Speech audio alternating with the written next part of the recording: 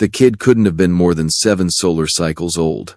I knew this because my tactical visor had already scanned her biological markers, tagged her as a non-combatant, and flagged her presence in bright amber text that scrolled across my field of vision like some kind of cosmic joke. Non-combatant. As if that label meant anything anymore on this dust-covered rock the humans called Earth. My name is Vral-Keth, and I'm what you might call the universe's worst tour guide. 2nd Battalion, Kryn Imperial Fleet, currently standing in what used to be a residential sector of some human city whose name I couldn't pronounce even if I wanted to. The invasion had been going spectacularly well, if you measured success by the number of buildings reduced to rubble and the general atmosphere of existential terror we'd managed to cultivate. But here's the thing about humans that nobody mentioned in the briefing. They don't run the way they're supposed to. The girl stood there in the middle of the broken street, clutching some kind of stuffed animal. Probably synthetic fur. Definitely filthy. Her eyes were enormous, those peculiar human eyes that somehow managed to convey about 17 different emotions simultaneously. Behind her, the remains of a dwelling smoldered, sending black smoke curling into the orange-tinted sky. "Move along, small human," I said through my translator, though the device made my voice sound like gravel being processed through a meat grinder. "This sector is being cleansed." She didn't move. Of course she didn't. Calrix, my squad leader, clicked his mandibles in what passed for Kryn laughter. "Just shoot around it, Vral. We're on a schedule." I raised my plasma rifle, not at the child, but angled to fire a warning shot past her head. Standard intimidation protocol. The weapon hummed as it charged, that distinctive whine that usually sent humans scrambling for cover. The kid didn't even flinch. Instead, she looked at something behind me, and her expression changed. Not to fear. Something else. Something that made the thermal sensors in my armor spike a warning. That's when I heard it. A growl. Low, throaty, and absolutely dripping with the kind of malice that transcends species barriers. It was the universal language of "you're about to have a very bad day." I turned, slowly, because fast movements around unknown predators are how you end up as a cautionary tale in the fleet archives. What I saw made absolutely no sense. It was small, maybe reaching up to my knee joint, which on a Kryn is pretty unimpressive. Black and white markings, a stocky body, and a face that looked like evolution had specifically designed it to convey pure, concentrated rage. The creature's eyes were locked on my squad with the kind of focus usually reserved for religious zealots and malfunctioning battle droids. "What in the 7 hells is that?" Calrix asked, his weapon swinging toward the animal. My visor scrambled to identify it, pulling from the xenobiology database we'd compiled during orbital reconnaissance. Text flickered across my vision. "Species, Melivorta capensis.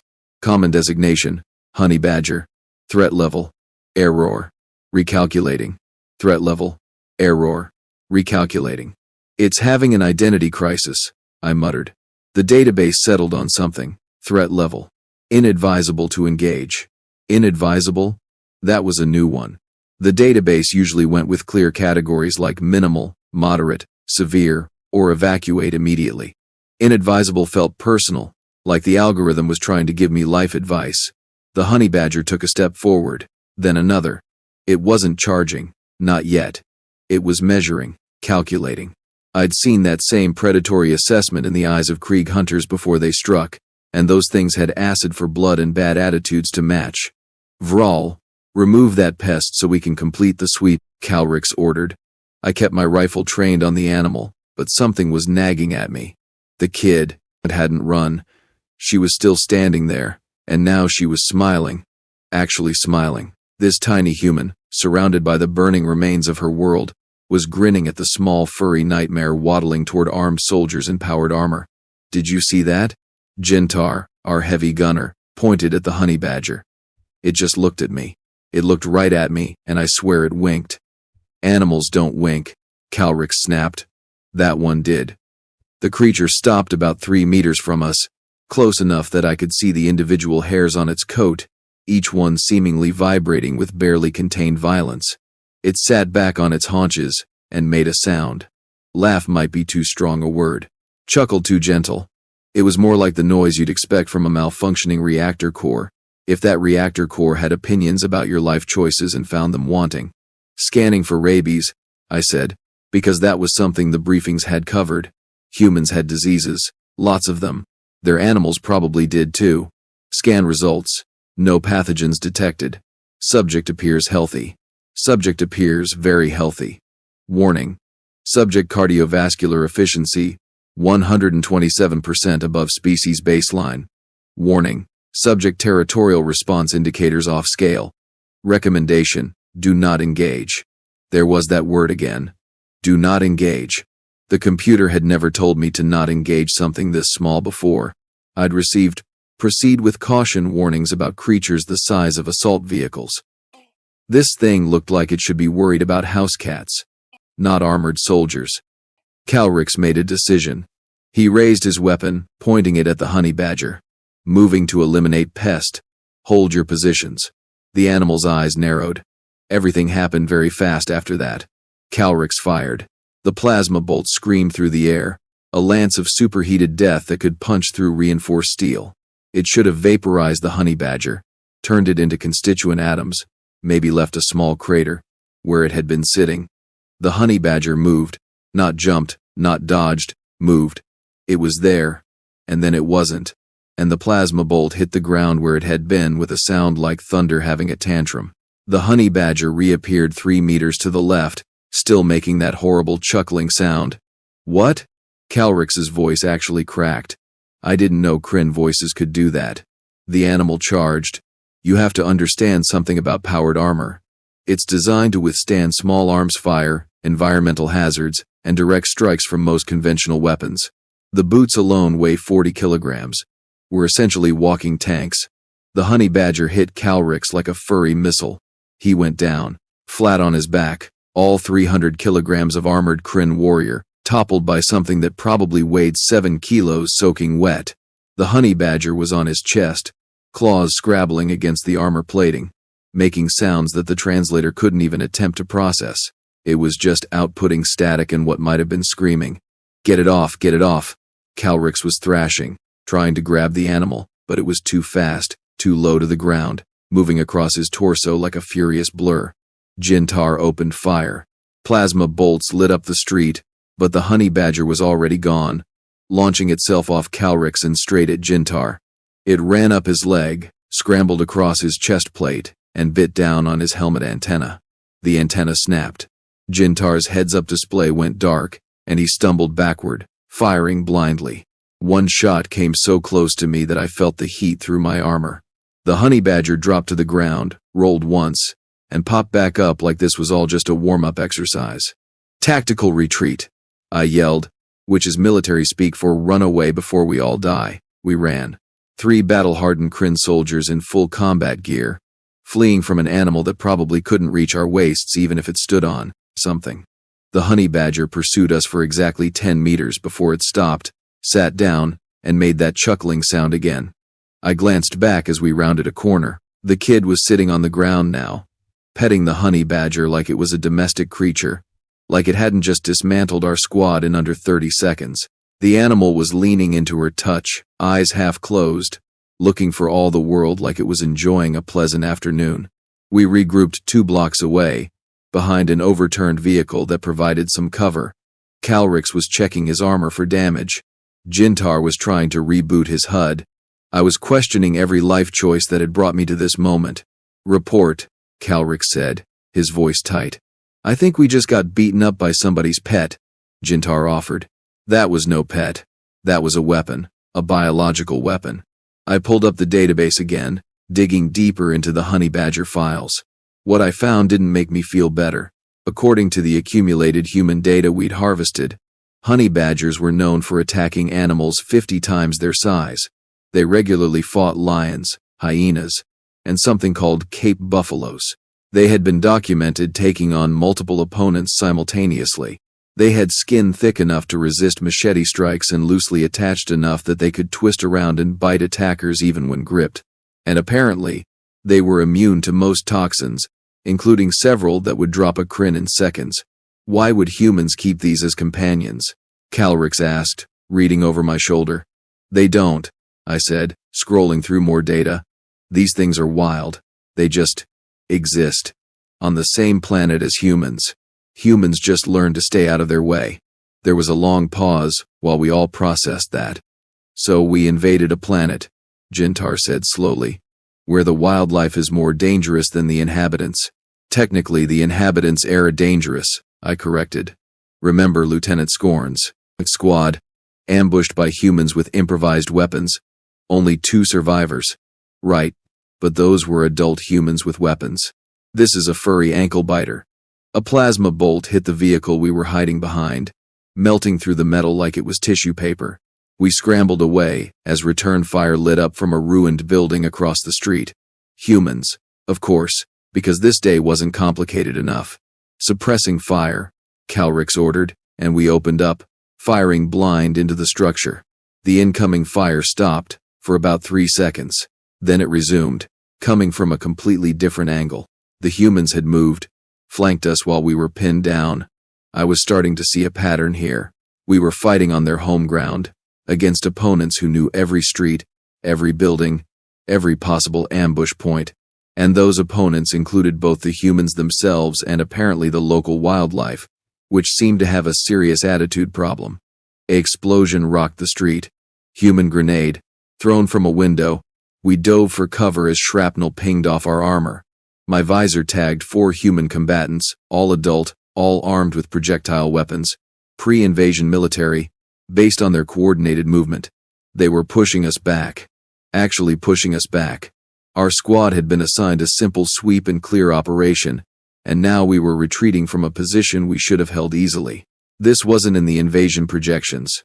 The Kryn Empire had conquered 47 worlds. Some resisted, some surrendered. All eventually fell. The humans were supposed to follow the same pattern. Superior technology, overwhelming force, strategic pressure points, standard protocol. Nobody had accounted for honey badgers, or, apparently, for whatever insane stubbornness made humans keep fighting even when the logical choice was surrender. Command had projected Earth's resistance would collapse within 30 planetary rotations. We were 6 rotations in, and if anything, the humans were getting more aggressive. Calrix made a hand signal. Fall back to the rally point, regroup, reassess. Smart. Live to fight another day and all that. We moved in a tactical formation, covering each other, keeping to whatever shelter we could find. The human fire followed us but didn't close in. They were being cautious. Good. Caution I could work with. Reckless charges were harder to predict. As we rounded another corner, I saw movement in an alley, low to the ground, black and white markings. Oh no. Contact right, I shouted. The honey badger emerged from the shadows like a tiny demon. But it wasn't alone. There were 2 of them now. Then 3. They moved in formation, spreading out, cutting off our retreat routes with the kind of tactical awareness that should have required a command structure and communication equipment. This is impossible, Jintar breathed. They're coordinating. The lead honey badger, might have been the same one from before, sat down and looked directly at me. At me specifically, like it recognized me, like it remembered. Its mouth opened slightly, showing teeth that seemed far too large for its face. And it made that sound again. That chuckle-growl laugh that seemed to suggest it knew something I didn't, and that something was going to be very bad for my immediate future. Strategic withdrawal, Calrix said, which is military speak for run faster. We did. We ran like our lives depended on it, because at this point, I was pretty sure they did. The honey badgers followed, not chasing exactly but escorting, making sure we left, enforcing boundaries we couldn't see but they clearly understood. When we finally reached our forward operating base, the automated defenses recognized our transponders and let us through. The honey badgers stopped at some invisible line and watched us go. One of them sat down, scratched behind its ear with a back leg, and then wandered off like this was all perfectly normal. Inside the base, Calrix filed his report while Jintar got his helmet repaired. I stood there, staring at the wall, trying to process what had just happened. A junior officer approached, his scales still bright with youth. Fresh from training, probably his first deployment. Veteran Vral-Keth, I heard your squad encountered local wildlife. Is it true they're dangerous? I looked at him. Really looked at him. This kid, who thought he understood what war was because he'd read the manuals and passed the simulations. Listen carefully, I said. On this planet, there are creatures called honey badgers. If you see one, don't engage. Don't challenge it. Don't even look at it funny. Just leave. Walk away. Find a different sector. Request a transfer if you have to. But do not, under any circumstances, think you can take one. He blinked at me. But they're small. The database says they're only. The database is wrong. The database doesn't understand. These things aren't just animals. They're concentrated chaos wrapped in fur. They're evolution's middle finger to the concept of proportional response. Sir, I don't… That kid, I interrupted.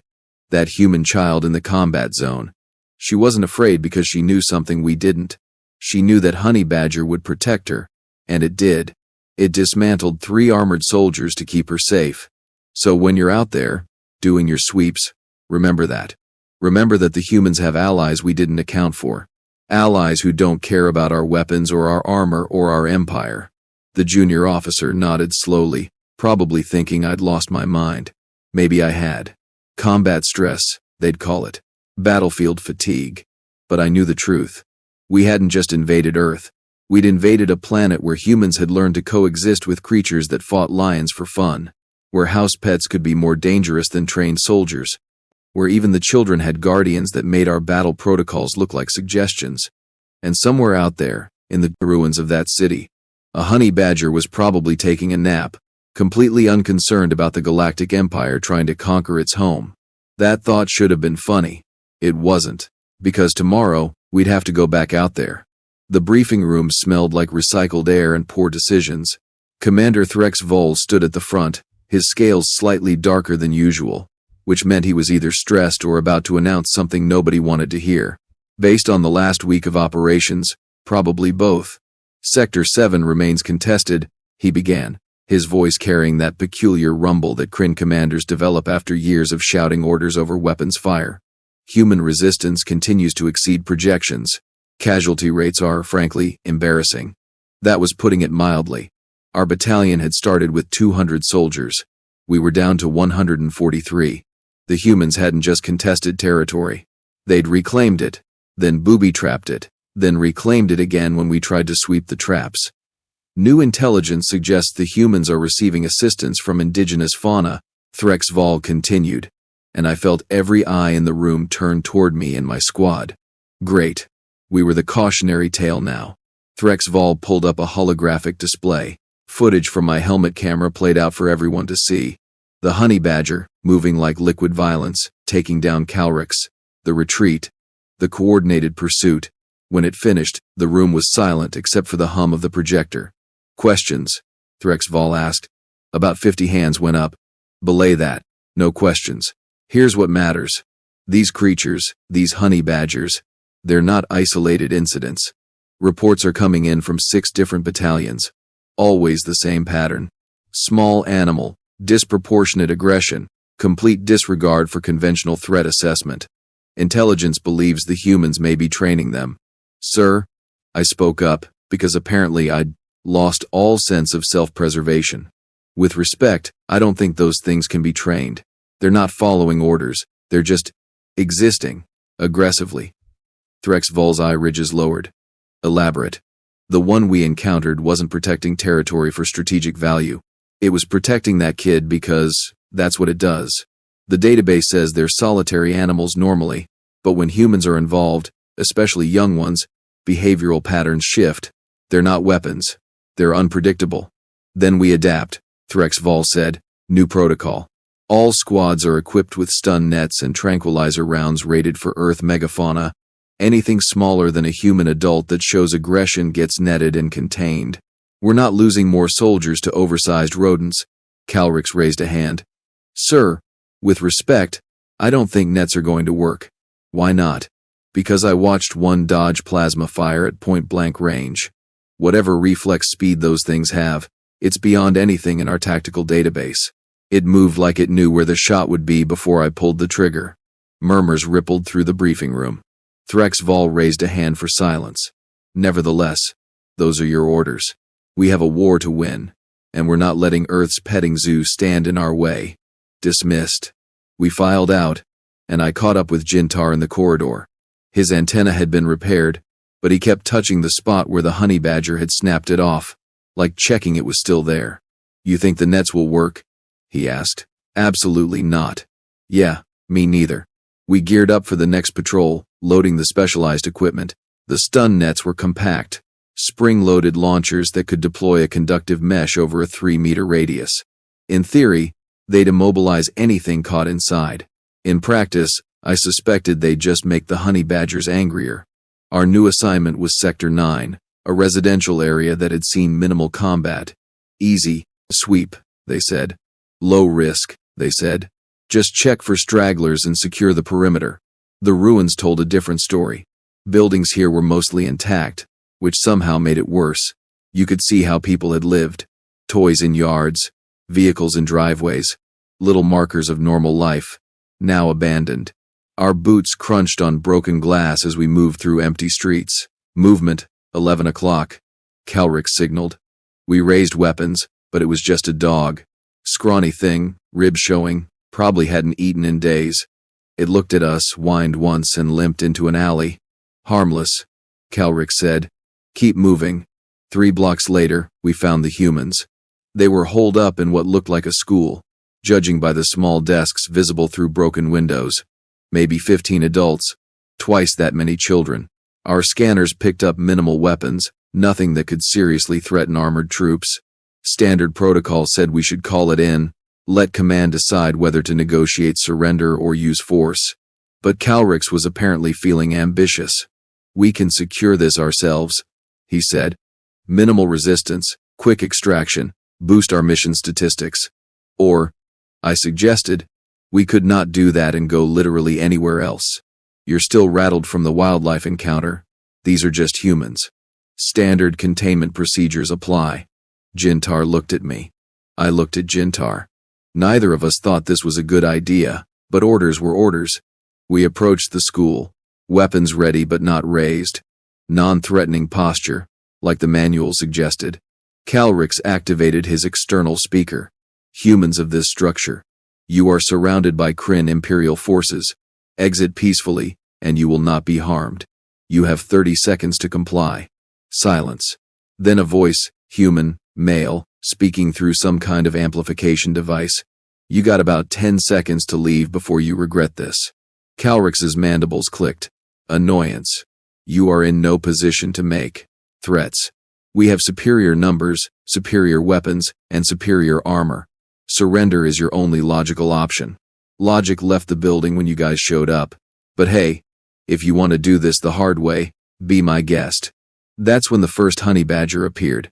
It walked out the front door of the school like it owned the place, which, based on its body language, it absolutely believed it did. Then another emerged, then 5 more. Then I stopped counting because they just kept coming. "Contact multiple hostiles," I reported, my voice probably higher than it should have been. "Not estimate, 20 plus honey badgers, all displaying aggressive posture. Deploy nets," Calrix ordered. "Simultaneous fire on my mark." We aimed, charged the launchers, and waited. Mark. 6 nets launched at once, spreading out mid-air, crackling with electrical charge. The honey badgers scattered like they'd rehearsed this. 1 net caught empty ground, 2 more tangled together and hit a wall. 3 actually made contact with targets. For about 2 seconds, it looked like the protocol might work. Then the honey badgers in the nets started moving. Not struggling. Moving. They twisted, bit through the conductive mesh with teeth that apparently didn't care about electrical current, and ripped their way free in under 5 seconds. "Plan B," I suggested urgently. "There is no plan B," Calrix said, backing up. "Then might I suggest we improvise one that involves not being here?" The honey badgers advanced. Not charging, just walking, taking their time. Behind them, the school doors opened and humans emerged. The adult one who'd spoken earlier was grinning like this was the best entertainment he'd had in weeks. "Told you," he called out. "Should have left when you had the chance." One honey badger, bigger than the others, stopped and made that sound. That horrible chuckle growl that my translator gave up trying to process.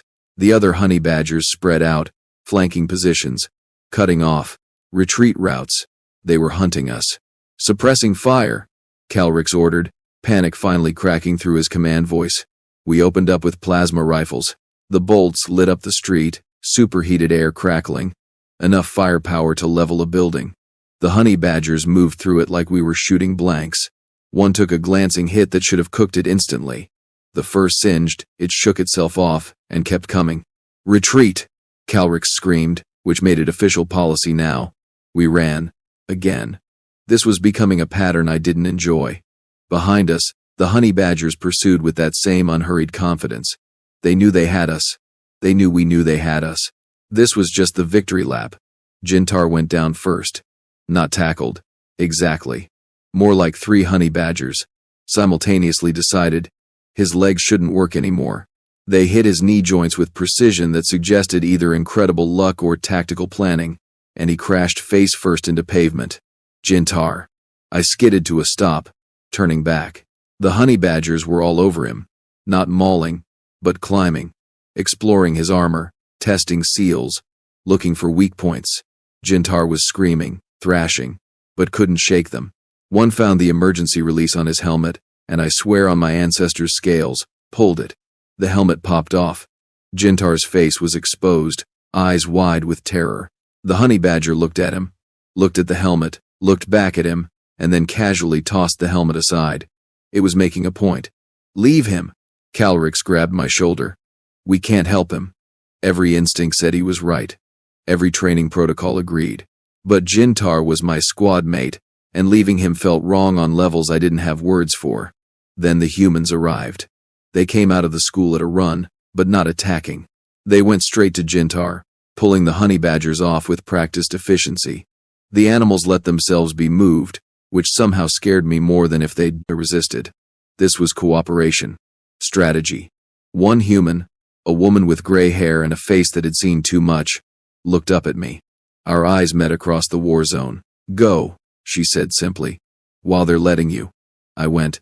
Calrix and I made it back to base alone. Jintar's transponder showed he was alive, uninjured even, but in human custody. Command would have to decide whether to mount a rescue operation or write him off as captured. The debriefing lasted 3 hours.